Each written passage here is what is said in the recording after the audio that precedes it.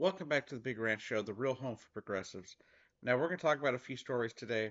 Some stories I'm just going to leave out for now until later in the week, maybe if I'll do a supplemental, because we do have stuff coming up with Donald Trump and his arraignment down in Georgia, somewhere between today and Friday, apparently. We also have Joe Biden headed to Maui next in the next day, I believe it is. Um, but let's get right on to the news that we're going to cover today. Well, of course, we're going to talk about Maui. The death toll is up to 114. They've come to be able to contain a number of the fires that were still burning on the island, and they are most of it's contained, from what I was reading just about an hour ago. Now, there's been a lot of discussion about Joe Biden and how his supposed lack of action when it comes to Maui. Now, first off, I want to say that in his defense, the reason he hasn't been to Maui is because the locals and stuff were telling him not to be there. They were telling, everyone to stay away while they try to, get through all this. Now, the one argument that I can agree with is the fact that maybe he should have said more. Maybe he shouldn't have waited 5 days after signing that declaration of disaster before he said something publicly. I get that. The optics are terrible on that front. But let's not get it twisted here. Immediately after being requested by the governor of Hawaii, Joe Biden approved the declaration of disaster, which allowed FEMA and other federal funds to start going into Hawaii almost immediately, within 24 hours. Do remember that in order for a president to do that, he cannot do it unilaterally. The governor of the state has to request it first before he can even do anything. Now, I'm not going to sit here and say that the federal response was great, nor was it good, because I believe we should have had people on the ground as quickly as Joe Biden signing that declaration of disaster. I think we owed the people of Hawaii that much. I believe we owed them a better response. I believe we owed them quicker action. But there are a number of things that I've been reading about and seeing about what's going on in Hawaii that disgust me. Last week I talked about how there were some realtors and corporations calling people saying, "Hey, let's buy your land since you just lost everything."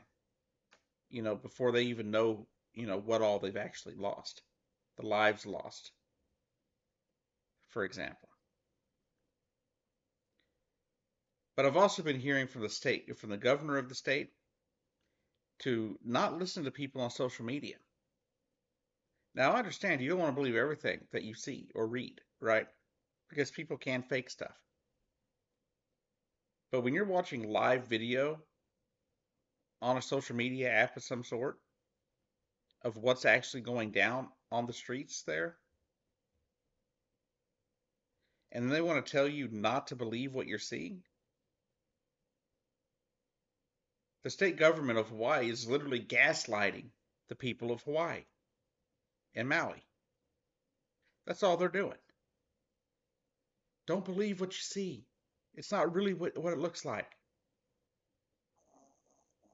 I watched a video the other day of a guy trying to do some recording for TikTok in Maui. And he was told by authorities that he had to have permission on a public street to record what was going on. Sounds a bit Orwellian, if you ask me. The fact is, there are people within the state government, within the federal government, that are just chomping at the bit to let corporations buy up all this land. Because America has shown since 1893 that we don't give a rat's ass about Hawaii.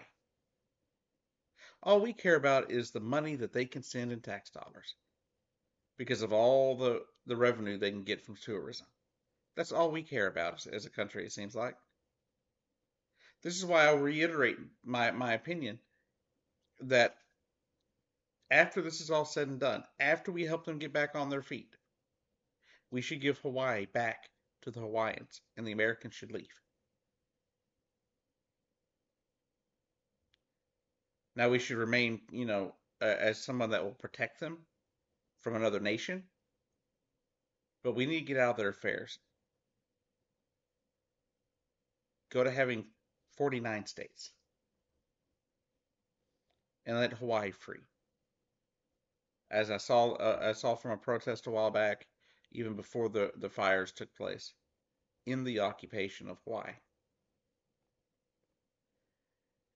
Now, on to another climate-driven fiasco.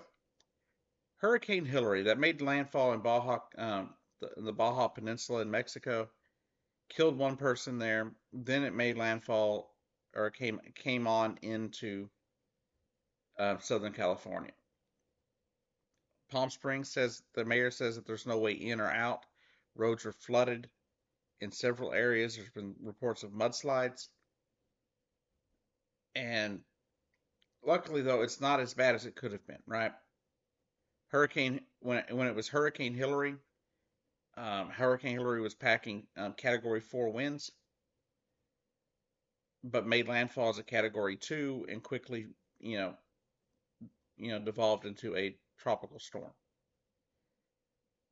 And luckily the storm was weakened before it got there. Still seeing a lot of rain in Southern California. You know, the area over the Dodgers around the Dodger Stadium, for example, was flooded. There's several cities that are flooded. Like I said, Palm Springs, they had lost connection to their 911 system for a while. Now they're diverting to a different call center. Um, but they're trying. They're trying to get through all this. There was a lot of misinformation coming out for a while saying, oh, it was just sprinkles. There's nothing big going on. I even saw one person take a look at a photograph of the flooded Dodger Stadium and they're like, or the area around it, and they're like, oh, that's just a normal rainstorm. Interesting, isn't it? Interesting. Now, it wasn't as bad as people thought it was going to be. It could have been a lot worse. It could have done a lot more damage. But it's still something that we need to realize is a historic event. Very few times has a storm like this made it anywhere near California.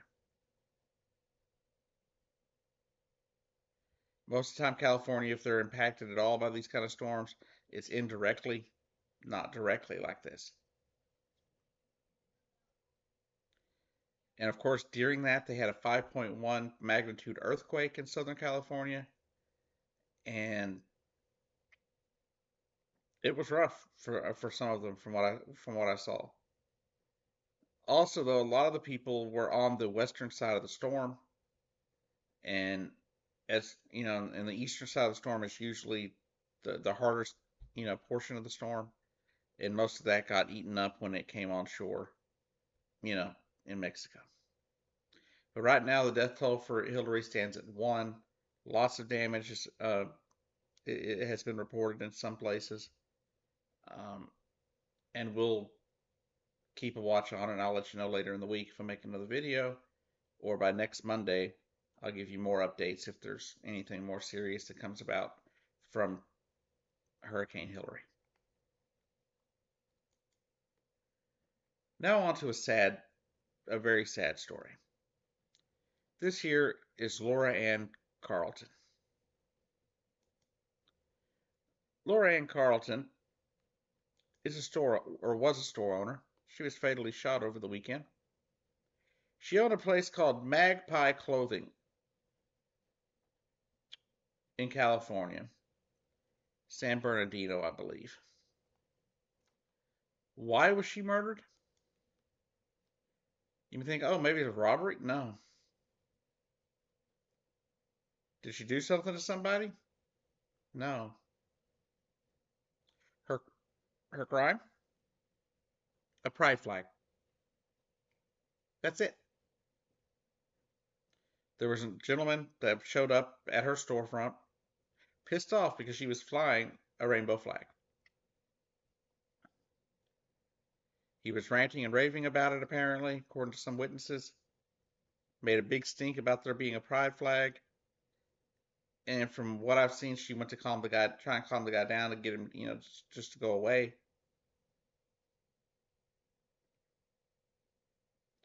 And instead, he murdered her. Broke out his gun and shot her because he was a homophobic asshole. A block or so away, police found him and they ended up shooting him dead.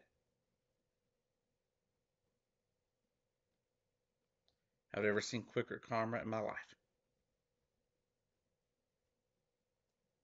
All this woman was doing was running her shop.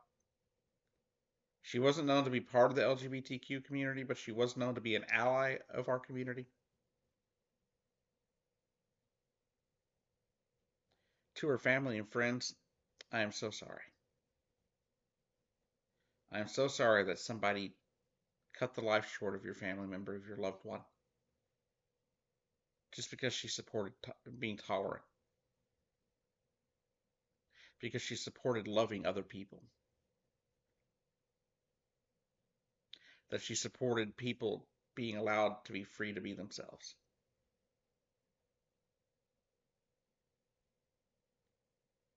I will say that I have never, heard of this place before. I've never been to California. But there are a lot of people in this world that fight for my community, that fight for the LGBTQ community every day. And they don't do this easily. Many of them will lose friends and family members just for supporting our community. In this case, she lost her life for doing so. It's not right. It's not how things are supposed to work in this country. Just because you disagree with someone's politics or you disagree with their gender, their sexuality, or whatever, is no reason to murder them. I grew up in the 80s and 90s with a ton of homophobia, transphobia, right? It was everywhere. People just hated gay people for no reason. But I very rarely heard of someone that was standing up for us, for our community, to get gunned down or murdered just cause.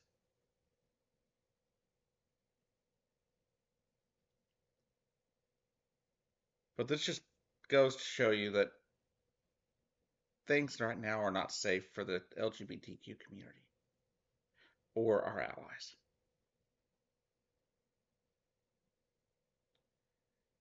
It terrifies me because I have friends of mine who are very staunchly supportive of me.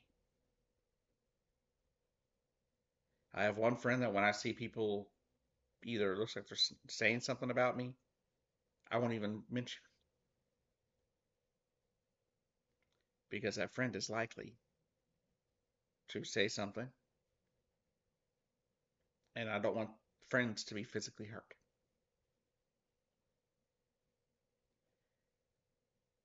But to know that this woman, Laura Carlton, lost her life just because of pure hate, it's it's heartbreaking. She was somebody that was loved in the community, somebody who people knew. They knew that she was a safe person from what I've been reading. And now she's gone just because of a flag.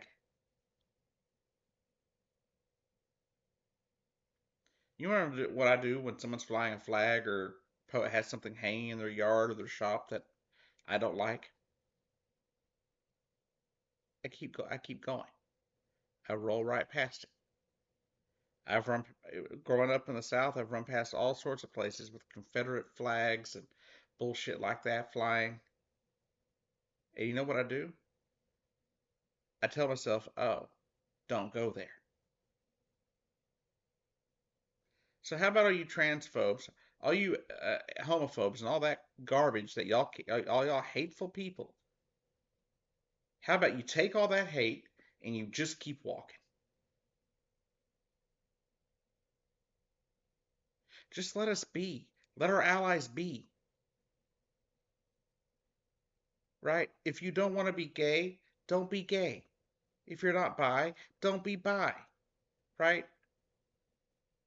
If you're pretty sure that your genitalia matches your gender, then don't be transgender.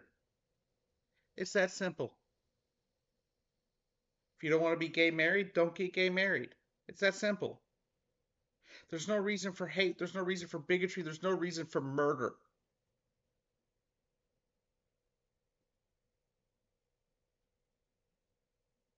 I will not I will not stop fighting myself for the LGBTQ community.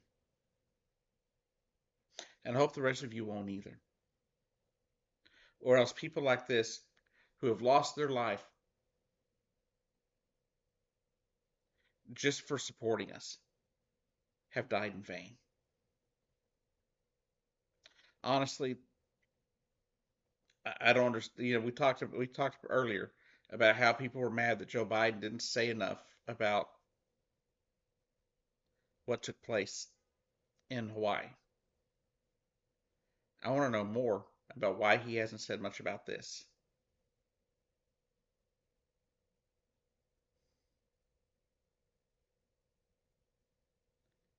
I am so sorry again to Laura's friends and family. I'm so sorry to anyone that knew her. And I'm sorry to her her city. This much hate. It's just something that exists in this world, and I don't understand it.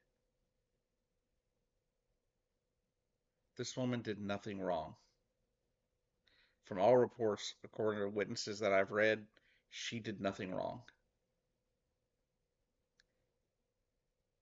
Just simply supported people's right to be themselves. If you're one of those people that think it's okay to do this kind of stuff, you are the problem. To the rest of you out there, the rest of the LGBTQ community, and our allies, keep fighting. Keep fighting. Don't let Laura Ann Carlton's death be in vain.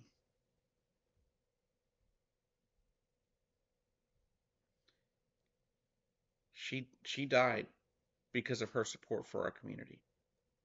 And I believe it is now time for us to stand for her. Demand justice. I don't know how you get justice with the guy already being dead, but we got to do something. Maybe there'll be protests on the streets. Maybe there'll be something to signify that that this woman was fighting for us.